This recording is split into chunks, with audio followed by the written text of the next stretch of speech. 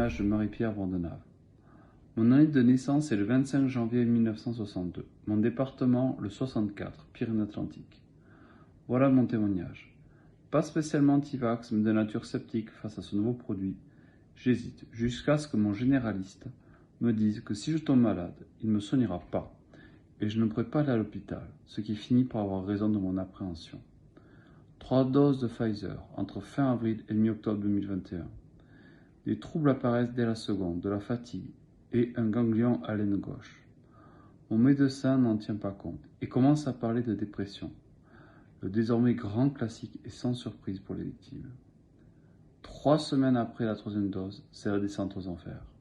Malaise, faiblesse des genoux, fourmillement dans tout le corps jusqu'aux orteils, maux d'estomac, orteils et doigts qui se raidissent avec douleur, douleur aux membres inférieurs, engourdissement de la face, forte douleur au vagin, douleur sous les côtes qui se déforment, ganglion au cou, brouillard cérébral, douleur aux clavicules, boules douloureuses au-dessus des oreilles, acouphènes, dents qui bougent, se déchaussent et cassent, yeux très rouges, genoux déformés avec douleur, sensation de poinçon dans le ventre et tout le corps, amaigrissement, plus de sensation de faim, plus de sensation d'uriner ou d'aller à la selle, taches sur le visage, sécheresse buccale, etc.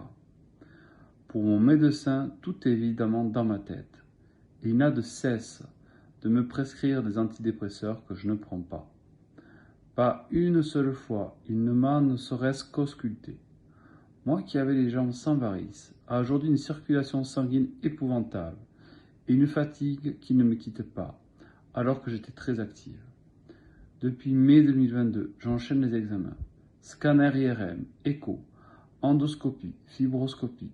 J'avais passé un scanner TAP le 30 décembre 2020 car j'avais de petits emphysèmes et tout était guéri depuis. Au mois de mai 2022, on me trouve un épaississement à l'estomac et des kystes au pancréas.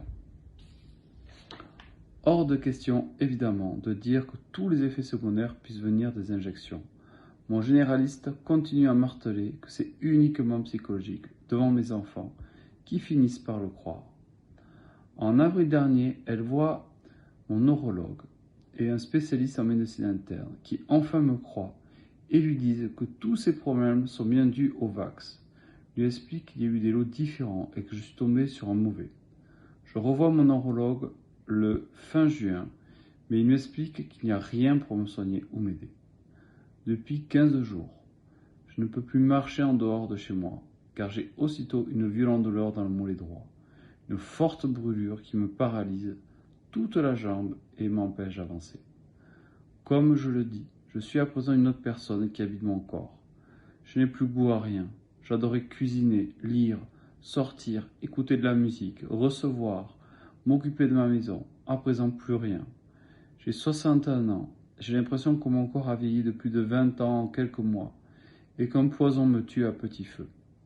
Date des injections, 22 avril 2021, 17 mai 2021, 12 octobre 2021.